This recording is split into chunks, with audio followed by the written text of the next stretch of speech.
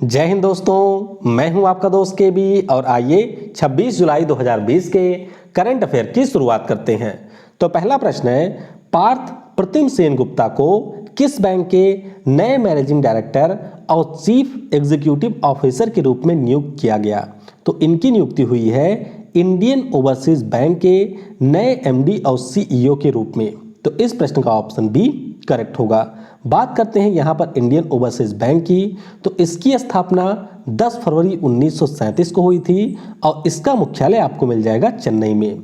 वहीं पर पार्थ प्रतिम सेन गुप्ता की 31 दिसंबर 2022 तक के लिए नियुक्ति की गई है और वर्तमान में ये स्टेट बैंक ऑफ इंडिया के उप प्रबंध निदेशक हैं, यानी कि डेप्यूटी मैनेजिंग डायरेक्टर थे और अब इनकी नियुक्ति हो गई है इंडियन ओवरसीज बैंक के नए एमडी और सीईओ के रूप में। इसके अलावा आपको एक नाम और ध्यान रखना है रमेश बाबू बोडू का, जो कि करुण वैश्य बैंक के नए एमडी और सीईओ बन गए हैं। केंद्र सरकार द्वारा नए स्वास्थ्य सचिव के रूप में किसे नियुक्त किया गया? तो अभी तक प्रीति सुदान हमारी स्वास्थ्य सचिव थी और अब केंद्र सरकार के द्वारा वरिष्ठ आईएएस अधिकारी राजेश भूषण को नए स्वास्थ्य सचिव के रूप में नियुक्त किया गया है। तो इस प्रश्न का ऑप्शन ए करेक्ट होगा। तो ये हैं राजेश भूषण जी, जो कि हमारे नए स्वास्थ्य सचिव होंगे। वहीं पर आपको यहाँ पर ध्यान रखना है राजीव गौबा जी का नाम, क्योंकि ये कैबिनेट सचिव हैं। और अजय भूषण पांडे की बात करें तो ये हमारे राजस्व के साथ साथ इस समय वित्त सचिव भी हैं। और अगर आपने ऐप को डाउनलोड नहीं किया है तो नीचे आपको ऐप की लिंक मिल जाएगी, वहां से आप ऐप को डाउनलोड कर सकते हैं। और टेलीग्राम पे जाकर के आपको केवी गुरुजी सर्च करना है, यहाँ पर आपको सारे जो पीडीएफ हैं वे डेली मिला करेंगे। तो केवी गुरुजी सर्च करके आप इसे ज्वाइन कर सकते हैं। चैनल को अभी तक अगर आपने सब्सक्राइब नहीं किया है तो चैनल को सब्सक्राइब करके बेल आइकन को क्लिक कर लें, जिससे आपको आने वाली हर वीडियो की नोटिफिकेशन मिलती रहे। टाटा एआईए लाइफ इंश्योरेंस के एमडी और सीईओ के रूप में किसे नियुक्त किया गया? यानी कि बात हो रही है प्रबंध निदेशक और मुख्य कार्यकारी अधिकारी की। तो यहाँ पर नियुक्ति की गई है नवीन ताहिल रमानी की। तो इस प्रश्न का ऑप्शन डी करेक्ट होगा। Tata AIA life insurance company की बात करते हैं तो अभी तक ऋषि श्रीवास्तव इसके एमडी और सीईओ थे और अब इनका स्थान लेंगे नवीन ताहिल रमानी। बात करते हैं टाटा एआईए की, तो इसकी स्थापना वर्ष 2000 को हुई थी। मुख्यालय इसका आपको मिल जाएगा मुंबई में। और आपको एक नाम और ध्यान रखना है, वह नाम है पीसी कांडपाल जी का। तो पीसी कांडपाल ये एसबीआई जनरल इंश्योरेंस के नए एमडी और सीईओ के रूप में नियुक्त किए गए हैं। बाकी काफ़ी समय पहले पराग राजा जो हैं ये भारतीय एक्सा जनरल इंश्योरेंस के नए एमडी और सीईओ बने थे। किस देश ने 3D प्रिंटिंग द्वारा बनाए गए MG-TD20 गैस टरबाइन इंजन का सफल परीक्षण किया? तो ये सफल परीक्षण किया है रूस ने। तो इस प्रश्न का ऑप्शन ए करेक्ट होगा। तो रूस में एक है कजलवैस एविएशन सेंटर, जहां पर 3D प्रिंटिंग के द्वारा बनाए गए इस गैस टरबाइन इंजन का सफल परीक्षण किया गया। तो अभी इसका परीक्षण हुआ है, ये आप देख सकते हैं इंजन को, जिसे 3D प्रिंटिंग के माध्यम से बनाया गया है। और इस इंजन का उपयोग औद्योगिक उत्पादन के लिए गैस टरबाइन प्लांट के रूप में प्रयोग किया जाएगा, यानी कि बिजली का उत्पादन इससे किया जाएगा। और 2021-22 से इसके प्रोडक्शन की शुरुआत रसिया के द्वारा की जाएगी। रसिया की बात करते हैं तो राजधानी इसकी मॉस्को में है, मुद्रा यहाँ की है रूबल और राष्ट्रपति यहाँ के हैं व्लादिमीर पुतिन। और क्षेत्रफल के दृष्टिकोण से दुनिया का सबसे बड़ा देश है रसिया। केंद्रीय मंत्री अर्जुन मुंडा ने किस शहर में हस्तशिल्प पर एक ई संगोष्ठी का उद्घाटन किया? तो यहाँ पर ई संगोष्ठी का उद्घाटन किया गया है शिलोंग में, जो कि मेघालय की राजधानी है। तो इस प्रश्न का ऑप्शन ए करेक्ट होगा। और अर्जुन मुंडा के बारे में आपको पता ही होगा कि ये हमारे जनजातीय मामलों के मंत्री हैं। तो मेघालय की राजधानी है शिलोंग में और शिलोंग में IIM शिलोंग है, यानी कि Indian institute of management Shillong है, जहां पर इसका आयोजन किया गया। और ये आयोजित किया गया doctor APJ Abdul Kalam centre for policy research analysis के द्वारा। और इसका शीर्षक क्या रहा है? तो इसका शीर्षक रहा है emergent north India strategic and developmental imperative in handicraft, यानी कि जो हमारा उत्तर पूर्वी भारत है वहां पर हस्तशिल्प के उद्योग को बढ़ावा देने के लिए इसका आयोजन किया गया था। हाल ही में जारी वैश्विक वन संसाधन मूल्यांकन 2020, बात हो रही है global forest resources assessment report की। तो इस रिपोर्ट में भारत किस स्थान पर रहा है? तो भारत यहां पर रहा है तीसरे स्थान पर। तो इस प्रश्न का ऑप्शन सी करेक्ट होगा। इस रिपोर्ट के बारे में आपको ये ध्यान रखना है कि खाद्य व कृषि संगठन के द्वारा इस रिपोर्ट को जारी किया गया और इसमें इस बात का मूल्यांकन किया गया है कि 2010 से लेकर के 2020 के बीच में किस देश में सबसे ज़्यादा जो वन क्षेत्र हैं उनकी वृद्धि हुई है। तो भारत में प्रत्येक वर्ष 0.38% वन क्षेत्र की वृद्धि हुई है, यानी कि लगभग 2,66,000 हेक्टेयर प्रति वर्ष यहाँ पर वृद्धि हुई है। और इसी प्रकार से भारत रहा है इस सूची में तीसरे स्थान पे, चीन है पहले स्थान पे और ऑस्ट्रेलिया इस सूची में रहा है दूसरे स्थान पे।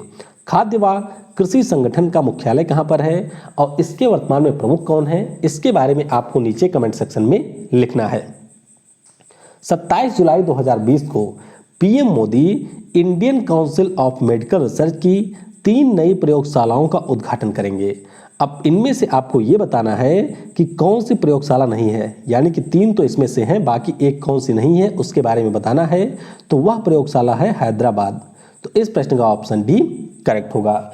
तो जो हमारा ICMR है उसके द्वारा कोविड-19 महामारी से निपटने के लिए और जल्दी से जल्दी इसका पता लगाने के लिए, यानी कि जो भी इसके पेशेंट हैं उनके बारे में जल्दी से पता लगाने के लिए 3 उच्च प्रवाह क्षमता की प्रयोगशालाओं का उद्घाटन किया जाएगा और ये उद्घाटन करेंगे पीएम नरेंद्र मोदी। तो आपको ध्यान रखना है कि ये जो 3 नई प्रयोगशालाएं होंगी इनमें से एक आपको कोलकाता में मिलेगी, एक है मुंबई में और एक है नोएडा में, हैदराबाद में नहीं है। तो इसलिए यहाँ पर ऑप्शन डी करेक्ट होगा। ICMR के बारे में आपको याद रखना है कि इसका मुख्यालय नई दिल्ली में है और वर्तमान में इसके महानिदेशक हैं बलराम भार्गव। अगला प्रश्न है भारत की पहली सरकारी शहद जांच प्रयोगशाला, बात हो रही है गवर्नमेंट हनी टेस्टिंग लैबोरेटरी की। तो इसका उद्घाटन किसने किया? तो इसका उद्घाटन किया है हमारे कृषि और किसान कल्याण मंत्री नरेंद्र सिंह तोमर ने। तो इस प्रश्न का ऑप्शन बी करेक्ट होगा। यहाँ पर कृषि और किसान कल्याण मंत्री नरेंद्र सिंह तोमर जी के द्वारा गुजरात के आनंद में एक world class state of art Honey testing laboratory का उद्घाटन किया गया। और अगर हम लोग इस लैबोरेटरी के बारे में बात करते हैं तो राष्ट्रीय बी बोर्ड के सहयोग से राष्ट्रीय डेयरी विकास बोर्ड के द्वारा इसका निर्माण किया गया है।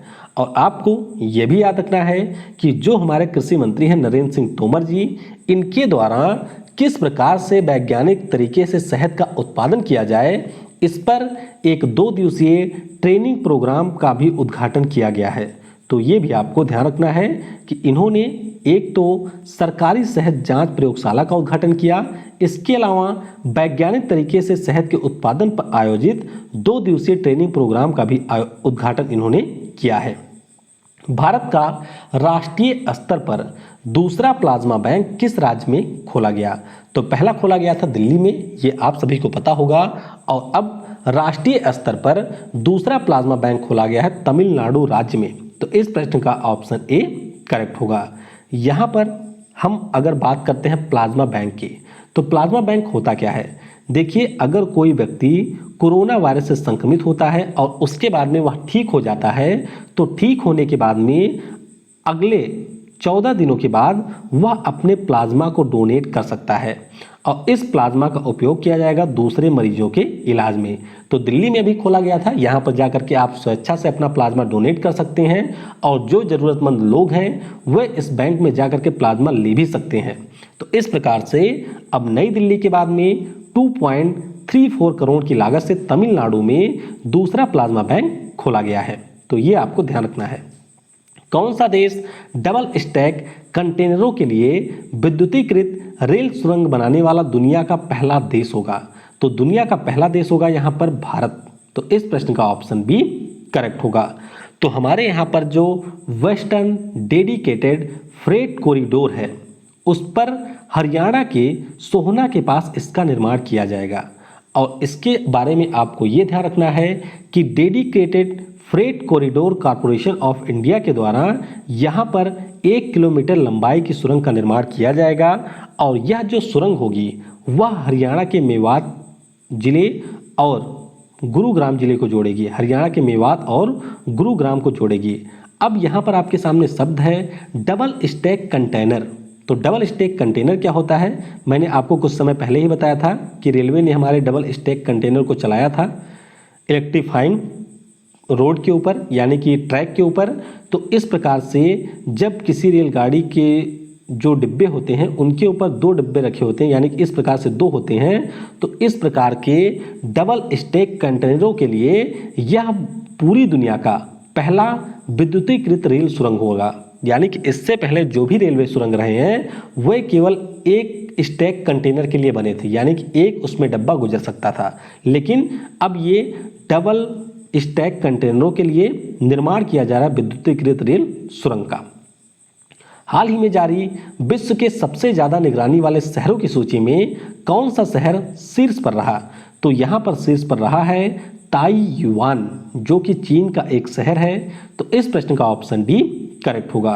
और इस रिपोर्ट के बारे में अगर हम बात करते हैं तो यह रिपोर्ट कंपैरिटेक के द्वारा जारी की गई है। तो इस रिपोर्ट में इस बात को मेजर किया गया है कि जो दुनिया के शहर हैं उन शहरों में प्रति 1000 व्यक्तियों के ऊपर किस शहर में सबसे ज़्यादा सीसीटीवी कैमरे लगाए गए हैं। तो ये जो ताइयुआन शहर है, कहाँ का, चीन का, यहाँ पर सबसे ज़्यादा कैमरे लगाए गए हैं प्रति 1000 व्यक्तियों पर। दूसरे स्थान पर चीन का ही उक्सी शहर है और तीसरे स्थान पे इंग्लैंड की राजधानी लंदन है। भारतीय शहरों की अगर हम लोग बात करते हैं तो भारतीय शहरों में हैदराबाद पहले स्थान पे है और ओवरऑल ये 16वें स्थान पे है। बात करते हैं चेन्नई की तो यह 21वें स्थान पे है और दिल्ली इस रिपोर्ट में 33वें स्थान पे है। कुल मिलाकर के 150 शहरों की रैंकिंग यहाँ पर जारी की गई है, तो ये आपको याद रखना है। आखिरी प्रश्न है, डिजिटल इंडिया अभियान के तहत राष्ट्रीय ट्रांजिट पास सिस्टम, बात हो रही है नेशनल ट्रांजिट पास सिस्टम की, तो इसे किसने लॉन्च किया, तो इसे लॉन्च किया है प्रकाश जावड़ेकर जी ने। तो इस प्रश्न का ऑप्शन ए करेक्ट होगा। बात करते हैं प्रकाश जावड़ेकर जी की, तो इनके बारे में तो आपको पता ही होगा कि वर्तमान में ये हमारे केंद्रीय वन, पर्यावरण और जलवायु परिवर्तन मंत्री हैं। तो इन्हीं के द्वारा इंदिरा पर्यावरण भवन नई दिल्ली में मध्य प्रदेश और तेलंगाना के लिए पायलट बेसिस पर इसे लॉन्च किया गया। पायलट बेसिस का मतलब क्या है कि अभी इसे टेस्ट किया जा रहा है मध्य प्रदेश और तेलंगाना राज्यों में, और जब ये टेस्टिंग कंप्लीट हो जाएगी तो उसके बाद में दिवाली से पूरे भारत में इसे लागू कर दिया जाएगा। अब ये नेशनल ट्रांजिट पास सिस्टम है क्या, तो जो हमारे फॉरेस्ट माइनर प्रोड्यूस हैं, इसके अलावा टिम्बर है, बांस है, तो इन सभी की जो आवाजाही होती है, यानी कि पूरे देश में एक स्थान से दूसरे स्थान पे भेजा जाता है, तो उसके लिए जो कागज़ होते हैं वो अभी तक पूरी तरीके से मैनुअल थे, यानी कि पेपर पर लिखे जाते थे। लेकिन अब इस व्यवस्था को पूरी तरीके से ऑनलाइन कर दिया गया है। तो ऑनलाइन कर दिए जाने के कारण काफ़ी तेज़ी से यहाँ पर काम होगा और इस प्रकार से जो हमारे लघु वन उपज हैं, लकड़ी है या बांस की आवाजाही है, उनको तेज बनाया जाएगा। तो इसका उद्घाटन किसने किया है, प्रकाश जावड़ेकर ने, जो कि केंद्रीय वन, पर्यावरण और जलवायु परिवर्तन मंत्री हैं। तो आज के वीडियो में फिलहाल के लिए इतना ही, लेकिन जाने से पहले कुछ प्रश्न जिनके उत्तर आपको नीचे कमेंट सेक्शन में देने हैं। पहला प्रश्न है, गोधन न्याय योजना किस राज्य द्वारा लॉन्च किया गया, किस राज्य द्वारा सीएम घर घर राशन योजना शुरू की गई।